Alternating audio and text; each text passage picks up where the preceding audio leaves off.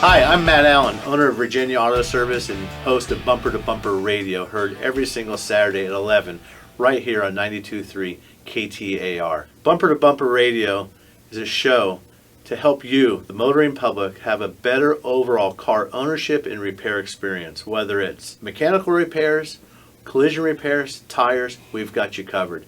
And today, we've got the team from Bumper to Bumper Radio we call the Collision Team. Leo Petrozola from Campus Body Salon.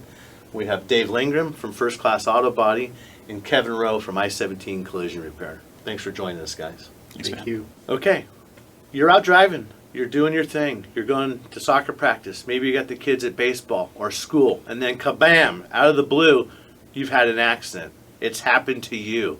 Kevin, what's next? Well, the first thing in mind that everybody needs to be aware of is just to be safe. You know, if you're out in traffic, if you're on the freeway, we know how the freeways are here. There's a lot of traffic going by.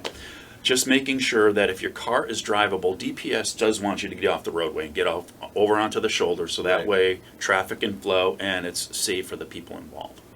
The next thing that I would recommend is to call the 911 whenever there's an accident. I have it happen a lot of times where people are like good intention. They seem like nice people, but they don't call the police, and then something doesn't go right on after after the accident clears.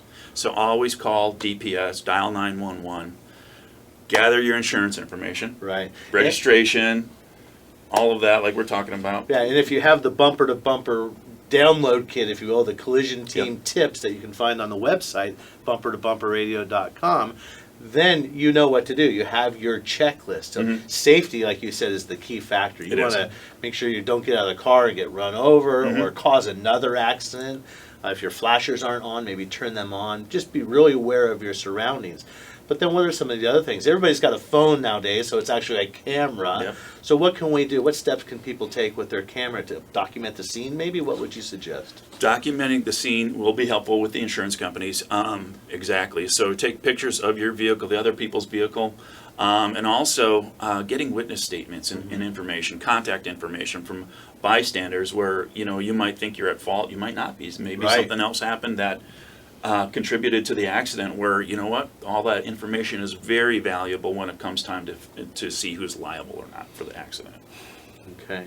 And you know, I recently had an accident, and I got frazzled. And it takes a minute. So no matter who you are, how prepared you are, I think you will get that momentary 30 seconds where you just need to, I think, to also just remain calm. You don't have to get out of the car right away. Right. Sit there, take a breath. You know, maybe the airbag went off and there's all this smoke and this powder flying through the air.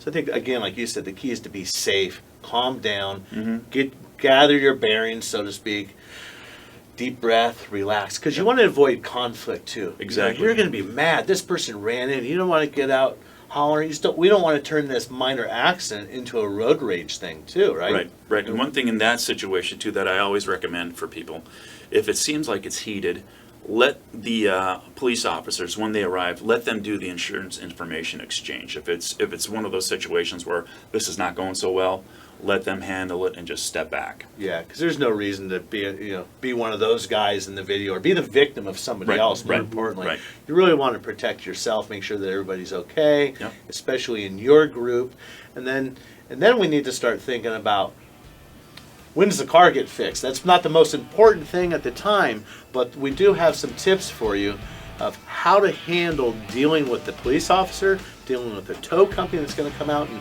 take your car into this mystery land where you don't want to let it disappear to. And we can dig into that a little bit later too. So thanks, Kevin.